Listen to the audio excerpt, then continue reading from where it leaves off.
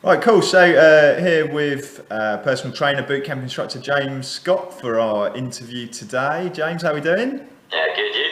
Yeah, very well, very well. After about the best part of 45 minutes trying to work out how to record off Skype, we got there eventually. Good stuff. Right, okay, let's crack straight in then, James. So I want to keep this nice and short and sweet. I know the boot campers haven't got a very long attention span, so we want them to get to the end of this. So let's see. Tell us a bit about your story, who you are, what you do, how you get there, how you got there. I'm quite interested to hear this as well because obviously you haven't been with us for too long, so I don't know too much. So yeah, tell us about you, James. Okay, I suppose the biggest thing to kind of bring up of my past is I spent 6 years in the infantry. Right. I deployed several times. Afghanistan, a few places in Africa, a bit in Central America. Cool. Obviously, a lot of fitness, motivation, that kind of thing from that. Once I got out, it was kind of the logical thing to do. Turn my hand to that. Spent a bit of time training people in the standard gyms, shall we say. Yeah. And that wasn't really the way that I like to do things. From personal experience, I know it works a lot better doing fitness in other ways. Then I found the fitness experts, and it's been a good fit since. Cool. Good stuff. Okay, nice. And so also then, so tell us an interesting fact about yourself that other people might not know, apart from the fact that obviously you used to be a woman and you've had the snip and no, tell us something they may not know about you. Something that a lot of people don't necessarily know, because I never used to tell people about it, but actually when I was in the army, there was a couple of TV series, a few that were on kind of BBC Three, things like that, following soldiers through training and then onward into deployment. Oh, right. And I seem to pop up in the background of quite a lot of them. One or two of them, although they didn't edit it out, was me in an absolute state after doing some fitness. Just so that you can see, if you ever find it, that I can get in that way too. You sure you weren't just like one of these people trying to get your break on television? Like every time there's a camera trying to get in the background of it, you see them on the news and Might stuff. happen a little bit. Yeah. Okay, good stuff. Cool. So, fine. Moving on to then your boot camps and the type of training you do. So, we've got lots of new people starting at the moment, with it being January, and lots of boot campers who, perhaps were busy over Christmas, might not have done your sessions yet. What can people expect from your boot camps, or if they do personal training with you? Okay, well, first of all, I'm quite a big fan of being able to move your own body weight before you can do anything else. So I do like to get quite a lot of body weight moves in there. Cool.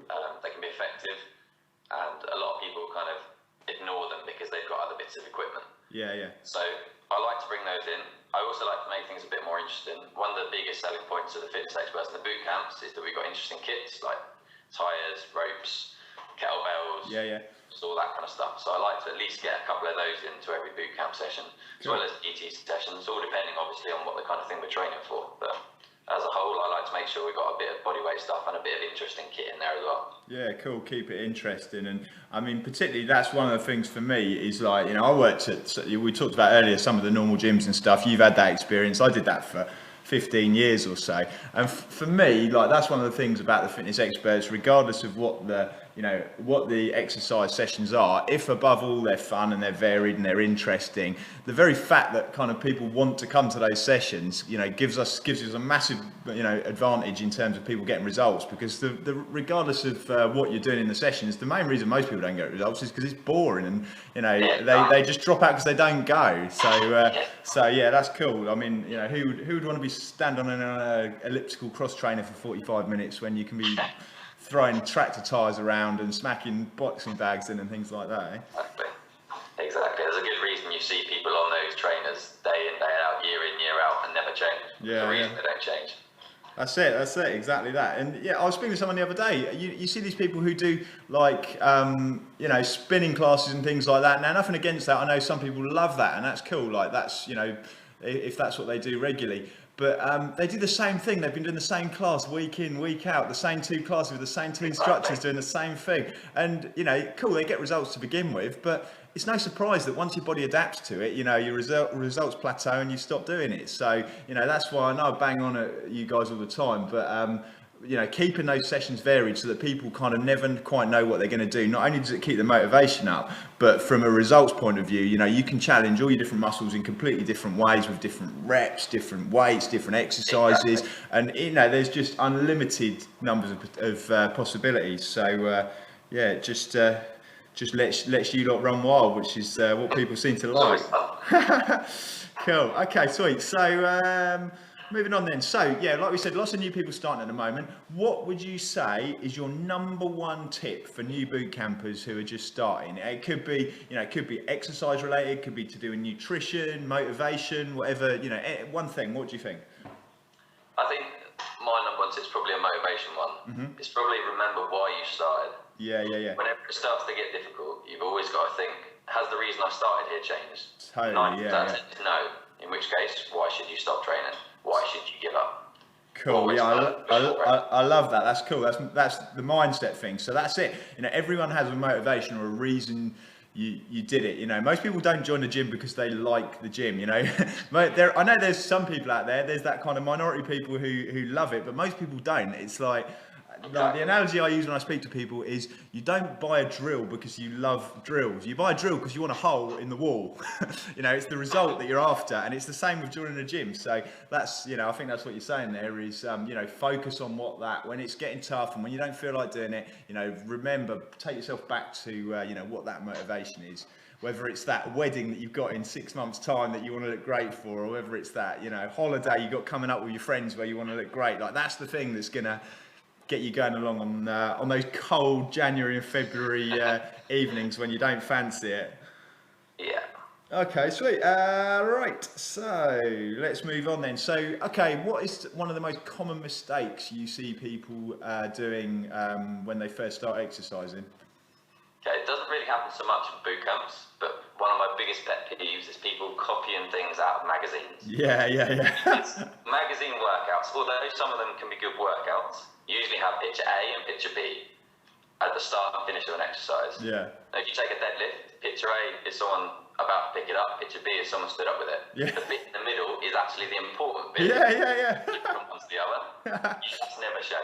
Totally, yeah. So you can do weird and wonderful things to get there, and they can be the worst things for you. So my number one kind of common mistake is people just looking at two pictures and making their own way of getting from A to B, which is why things like this are much better because you're guided through everything. So we don't have that mistake too much here, but I love that. That's wicked. And you see people doing that, that's one of the great things. That's one of the things we try and do with the fitness experts to make it different from those normal gyms is obviously we've got, 10 brilliant trainers and we want you to get lots of, advice from them and spend time with them because most people's experience of, trainers at gyms is other than maybe if they do, some sort of induction where they show them how to turn a treadmill on, most of the experience they get, in my opinion is unfortunately the trainers talking to the people in the gym that they know who are typically the ones who have a better idea of what they're doing or sitting by the desk on their mobile phone texting their mates waiting for their shift to finish. Like that's kind of that's not helping the people. So I love that. That's cool.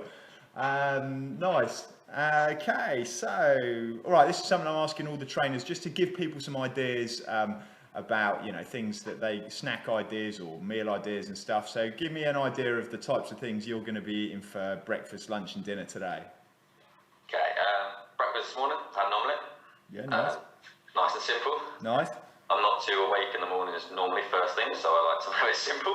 Omelette's nice and quick. What do you put in that then? This morning there was just a little bit of ham ripped up, chopped in, nice and simple because it was early. Lovely. Oh yeah, you did. You were taking the early boot camp this morning, so that really was early. Yeah, that's middle of the night stuff for me. It's got to be done. For lunch, a bit of grilled chicken, some roasted sweet potato, a bit of broccoli, a few other bits of veg like that, all in a bowl, and I put a little bit of chili flakes on it and give it a bit of a kick. Nice. That'd be my lunch. And then later on, I think this evening I'm having some salmon. Usually put some sort of flavouring on it. And then a bit of brown rice, and then quite a lot of veg. I like to go for kind of crunchy side of veg. Yeah. It fills me up a bit more, so carrots, things like that. Nice. Yeah. And so you're saying so this morning, for example, so you had an early start. So did you prep some of that food last night, or that's left over from another meal, or what? No, well, this morning, omelette was easy to go. The ham was kind of, it was some gammon that before, so I ripped up some bits of that and chucked that in. Oh, but like, so your lunch, I mean, or are you going back to that later? That's gonna be all done pretty much. Nice. Fresh up later. Cool, good stuff. Sounds like I'm coming round to yours for dinner tonight. Okay, so right, we're nearly there then. So if people want to find out more about you, James, and what you do, obviously as well as all the amazing boot camps you're putting on for us at the moment, you run your personal training business as well. You're starting to get some people doing that. So if people want to find out more about your one-to-one training, obviously other than speaking to you at the boot camps, have you got a website or a Facebook page or something they can get more details? Yeah, I think the best thing to do is go on the website. It's www.jsfitness.co.uk. There's all a little bit more about me, a little bit more about what I do, how I do it, things like that. Yeah. So it's a good place to stop in and see. Nice, cool. So get over there and check out James and what he does. Good stuff. So let's finish off then with a question from one of the members that has been sent in. Let's have a look which one it was we were going to do. I've got... seem to have hundreds of emails that have been sent in here. Okay, so the question was, James, any advice for what to do about sugar cravings to get rid of them or at least help with them? And that's from Paula. Okay, I think the easiest thing, the small change you can make with this is starting out the day with protein rather than anything sugary. A lot of cereals people eat, a lot of kind of things you put on your toast and stuff like that, a lot of carbohydrate as a whole. It sets off the whole roller coaster between insulin and sugar, so the rest of the day you're just going up and down with your sugar and your insulin. And that's why you go from feeling really alive to an hour later feeling really tired. Your blood sugar's going up, down. And then you want something sugary, you have that, you get a high, then you get another low. And you go between. If you start with a bit of protein in your breakfast, then that fills you up the same as it would if you'd had something else, except you're not setting off that roller coaster. So you're not getting to mid-morning and having that crash because you've run out of sugar, because your body's not running on the sugar in the first place. Cool, yeah. So I think it's a good bet. It's quite a simple change. There's quite a few things you can have in terms of kind of eggs are always a good one. Hence why I had the omelette this morning. That kind of thing. So long as you don't start that roller coaster off first thing in the morning, you tend to be able to keep fairly consistent through the day. I think that's one thing for me. Like obviously, I'm not a personal trainer. I didn't have that background, but that's one of the kind of aha moments for me. Was it makes a massive difference. Like you even if you think you're eating a healthy breakfast, you can be eating a breakfast which is full of sugar. You have like a pint of orange juice, and it's okay. I've only had a bit of toast today or a bowl of cereal, but actually it's just full of sugar, all of that stuff. And that's like what most people have for breakfast in the morning. So by making that simple little change to having kind of a protein base, maybe like a handful of nuts or something with it as well for a few fats. Like for me, I was definitely in that kind of, like you said, the roller coaster where I start the day and I'm up and I'm down and I'm up and I'm down, and it drains you. So I think that's a great advice for anybody. Good tip. Nice. All right, good stuff. Well, I think